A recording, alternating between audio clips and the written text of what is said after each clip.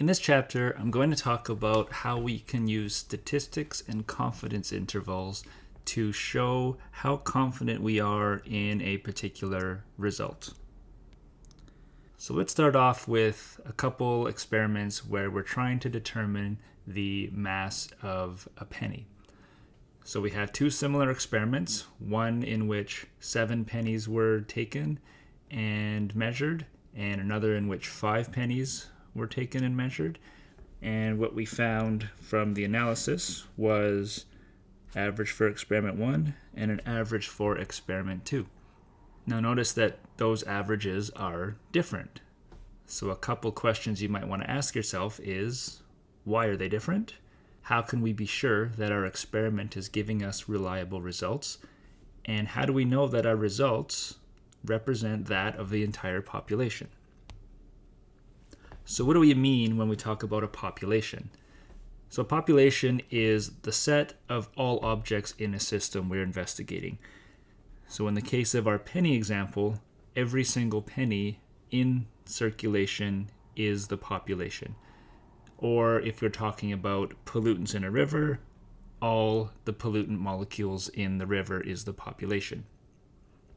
So clearly we can't do this. We can't take every member of a population and do a measurement. There's just too many. So what we do is we take a sample of that population or a subset of the population and do our analysis on that. So a more reasonable number, something that we can actually deal with. So a dozen pennies, 7 pennies, 5 pennies, maybe 50 pennies, something that we can deal with. And if it's a river water sample, maybe we take several liters of it from different parts of the river to give ourselves a representative sample of that population. Because different parts of the river might be different, just like different pennies might be different. They're made in different years. They might have different masses. So we're going to have to get or try to get a reasonable subset of the population that we're interested in. That's our sample. So if we were to measure every member of a population, what we would probably get is something that looks like this black line when we plot the number of observations with respect to a specific signal. So how many of our measurements give us a specific signal? How many measurements give us a specific mass, for example? And the results would fall within a certain range. So there would be a central tendency, which would be the most probable mass of a penny, for example. But there would also be measurements that give us masses that are a little bit heavier and masses that are a little bit lighter, for example. But the probability of these being the mass of a penny is going to be lower because we have fewer observations of that particular mass. So the most probable answer to our analysis is going to be our average. Okay, again, if we take a whole bunch of measurements, it's going to look like that black line, but we're not going to be able to take the whole population. So we're going to have to take a sample of the population, and what we'll end up with is something that looks more like the bar graph. So again, we'll have a central tendency, which would be represented by this bar. And again, on either side of that most probable value, we have fewer and fewer observations that give us either higher or lower values compared to our average. So I'll talk about what the standard deviation is in a couple slides. It'll make a little bit more sense then. So when we're dealing with a population or a sample, what we're trying to figure out is the true population mean or a true standard deviation, for example. But we're never going to be able to measure that because, again, we would need to have measured the entire population, and we simply can't do that. So for a limited number of measurements, the measurements of our sample, we're not going to be finding mu, and we're not going to be finding sigma. Instead, we're going to find the experimental sample values. So x bar is the average, and lowercase s is the standard deviation. So these are the values that you're going to see in calculations and in equations because we are dealing with samples, not populations. So here again is the normal distribution curve that we saw a couple slides ago, and it's shaded in such a way to show you the difference between 1, 2, and 3 standard deviations. So in the previous graph, it had an arrow somewhere around here that showed you what a standard deviation was. And basically, a standard deviation represents a proportion of a sample that give us a certain range of signals. So one standard deviation away from the mean represents 34.13% of the measurements or the observations. One standard deviation on the other side of the mean represents another 34.13% of the observations. So the area under that curve in dark blue represents 68.26% of that area, which encompasses 68.26% of the observations. So basically what it's saying is that any measurement within plus or minus one standard deviation, any measurement within that blue area, there's a 68% chance that that is the true value. If we go up to two standard deviations, which would be represented by the area of the dark blue and light blue lines, that's going to encompass 95.44% of the area, or 95.44% of our observations. So any observation or measurement within that area underneath that normal distribution curve, there's a 95.44% chance that those measurements encompass the true value. All right, so remember, for most analyses, we don't know the population standard deviation. We don't know sigma. So we're going to try and find lowercase s, the standard deviation for the sample. So we're using statistics to help us achieve a high degree of confidence that our sample is representative of the population. So we'll be reporting an average value plus or minus a certain value, and we're hoping that the actual result, or the actual value, the true value, is somewhere within the range that we are reporting. Now, the smaller that range is, the better, because that means we're more confident that the true value is close to our average. If we have a very large confidence interval or a very large range, so say 1 part per million plus or minus 0.7 part per million, that means that the true value can range between 1.7 and 0.3 part per million. So that may mean that we're not very confident in our answer, whereas if we have an answer such as 1 part per million plus or minus 0.1 part per million, then we're much more confident that the average that we have measured is the true value. So the more samples we take, the closer we can get to the population, the true value, right? Because more samples means we're taking more of that population. It's more representative of the population. But there are limits on the number of samples we can measure. More samples means more time, more samples means more money, and a lot of times we're given specific amounts of money to work with, and the analysis has to be done in a specific amount of time. So one way we can show how confident we are in a result is to use what's called the 95% confidence interval. And that's going to tell us the range of values within which there is a specified probability of finding the true value. But this is specifically for small sample sets. So in the equation below, it shows us our population mean as mu. But since we can't work with population, we're going to be working with x bar, which is the average. So that's the average of our measurements. And then this part here, after the plus or minus, that's the confidence interval. That's going to be our plus or minus value. And it's going to depend on a couple different things. It's going to depend on the standard deviation of our results. So remember, standard deviation is a measure of precision, how close together each of our measurements are of that sample. N is the number of measurements. So do we have 3 samples, 5 samples, 10 samples? Okay, N is going to be the number of samples that we have analyzed. And T, which is called the student's T, is going to determine the confidence that we are trying to report. So is it going to be a 90% confidence, a 95% confidence, a 99% confidence interval? The number that is chosen for T is going to determine what that percent confidence is. And you can find the student T values on page 97 or table 4.15 in your textbook. So when you're choosing the student's t-value, you have to choose it based on what's called the degrees of freedom. And in simple terms, degrees of freedom is simply the number of observations minus 1. So if you have 7 observations, right, you take the mass of a penny 7 times, degrees of freedom is going to be 6. So in the table of students' t-values, you'll look up the confidence interval you want, say 95% confidence interval. You'll go down until you see degrees of freedom is 6, and you'll choose the number based on 6 degrees of freedom and 95% confidence interval. So let's go back to our penny example. So this is the same table that was on slide 2, and I just took the bottom half of it because that's where the important information is. So what do we have? We have the 2 averages of the 2 different experiments, 2 standard deviations of the 2 experiments. The first experiment used 7 pennies, so had 7 masses, so the degrees of freedom is 6. The second experiment used 5 pennies, so the degrees of freedom is 4. And looking up the value for the student's t in the table, we get these 2 numbers over here for each of the experiments. So to determine what the confidence interval is, we're going to use our confidence interval equation.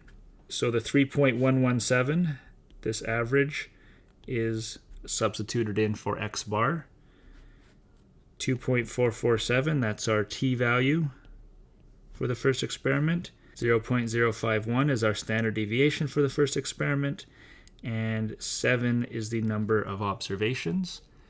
And remember, the t-value, 2.447, that was chosen based on the degrees of freedom.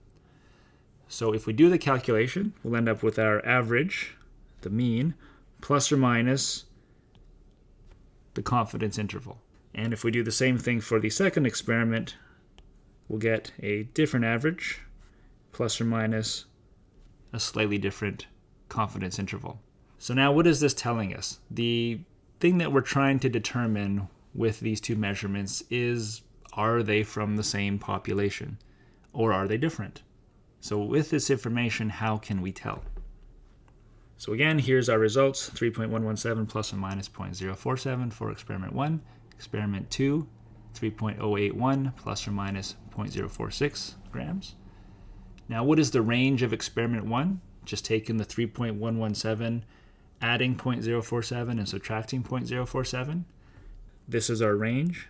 So the mass of a penny is somewhere between 3.07 and 3.164 grams. At least we're 95% confident that that is the true mass of the average penny in the US. From experiment 1, from experiment 2, that range is 3.035 to 3.127. Okay, so the range is different, but if you just look at the averages of each of the experiments fits within the range of both experiments, right? So if I were to draw this out a little bit differently, so the first range we have 3.070, and that goes to 3.164 grams. So that's the first experiment. There's the range there. For the range of experiment 2, it starts a little bit lower, 3.035, and it goes to a little bit lower, 3.127 grams. And the average of this one, 3.117. The average of the second one, 3.081. So notice that this range here is the same for both experiments. And each average fits within the confidence interval of the other experiment. So 3.081 fits within the range of experiment 1, and 3.117 fits within the range of experiment 2. So since both means fall within each confidence interval, and there's a large overlap in the confidence interval of each of these experiments, then this is consistent with samples that are taken from the same population. So how can we improve the reliability of a measurement?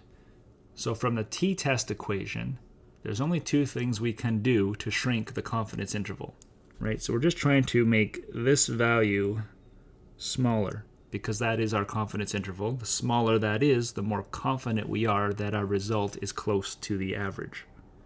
And again, the average is that central tendency when looking at the normal distribution curve. So things we could do, we could increase the number of samples. If we increase n, that's going to decrease the value of the fraction.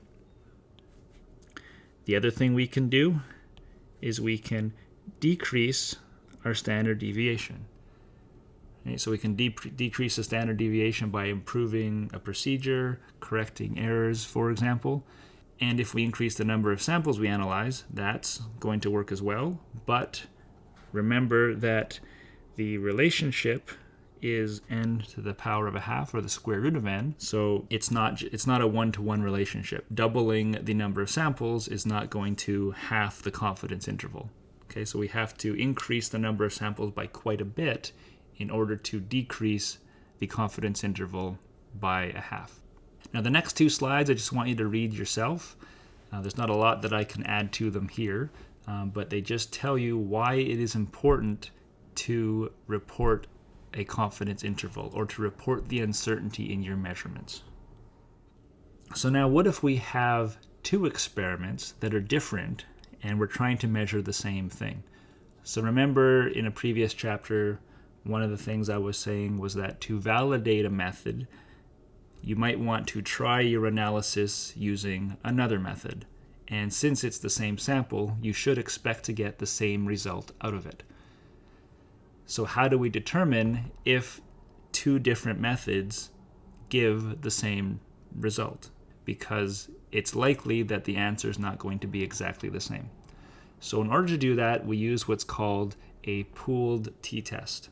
Okay, so in this case, we're going to be solving for the student's t, and we're going to be comparing that value to a table value, which is dependent on how many degrees of freedom there are and what level of confidence we want. So if we wanted a 95% confidence interval, we would look up the appropriate student's t-value from the table. So all these values here, these are standard deviations of experiment 1, experiment 2, n is the number of observations, experiment 1, experiment 2. And this equation on the right is simply this part of the equation on the left. X bars, again, are just averages.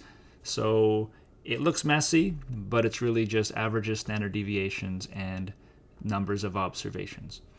So if the t-value that we get out of this calculation is greater than the tabulated t at the 95% confidence level, then the two results are considered to be different.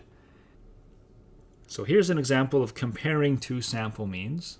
So we're looking at an average mass of nitrogen in the air conducted in 1904, found to have a specific mass with a standard deviation of this for 7 measurements. And then the same volume of nitrogen prepared from a chemical source had a slightly different mass, different standard deviation, and 8 measurements were taken. So the question is asking, are the two masses significantly different at the 95% confidence interval? So 2 different ways to measure the mass of nitrogen, one using the nitrogen in the air, one using nitrogen that was chemically produced. So in this slide, we're just distilling down the information that we need for the question. So we have our averages, standard deviations, and number of observations for each of the experiments. And if we plug all those numbers into our equation and run through the calculation, this is what we will get. And the t-value at the end of this ends up being 20.2. Now the value for 13 degrees of freedom in the table is 2.16. And how do we know we have 13 degrees of freedom? If you go back 2 slides, you'll see that degrees of freedom is the number of observations in experiment 1 plus the number of observations in experiment 2 minus 2. So we have 15 total observations. Degrees of freedom is going to be 13. So if we compare the 20.2 that we calculated to 2.16, which is what is tabulated, then we see that 20.2 is much bigger than 2, and we can say that the values of the two experiments are significantly different. Now, the last thing I want to talk about is outliers. So if we have 4 different people doing the same experiment, trying to figure out the loss of mass from a particular experiment, we have myself, Dr. Lindsay, Dr. Armitage, and Dr. Dre. And what we're going to do is look for a questionable data point and determine whether or not this point fits or does not fit in the data set. Okay, so we have the first data set, okay, done by an analytical chemist, so the results seem fairly reasonable. Dr. Lindsay's an organic chemist, so she doesn't have to be quite as accurate as an analytical chemist would. Dr. Armitage, also an analytical chemist, so she did pretty good there. And Dr. Dre seems to have an issue with his first measurement. So we have all this data, and we're trying to figure out, well, does that 7.5 fit within the data set? Right, the 7.5 is obviously the one that looks like it's out of place, so we're going to determine whether or not that actually is out of place or not. So we're going to find x bar of the data set, so the average and the standard deviation of the entire data set, and we're going to calculate what's called the Grubbs statistic. So this is on page 116 in your textbook. You can find values for G that you will be using to compare a calculated value to. So to do the calculation, you take the questionable value, subtract the average. Now the absolute value sign should be here rather than this one there, so you can cross that guy out. And then divide that by the standard deviation, and then compare the Grubbs statistic, the G value that you get out of this, with the G value you get from the table, which will be a specified confidence. So for example, a 95% confidence. You want to be 95% sure that this value does or does not fit within the data set. Okay, so in this case, you look at the table, the G value is 2.285 for 12 observations. And if you do the calculation, you will see that 7.5 definitely does not fit within this data set because the G value that we calculate is greater than the G value that is in the table. So here are a couple things that I'd like you to read on your own. You don't have to worry about the math, but I just would like you to be aware of them. They're not testable, but they will probably help your understanding a little bit more about statistics and why it's important. We will be talking about detection limits in the next section, so if you want to read ahead, go ahead with that. That's all I have for this section. Just let me know if you have any questions.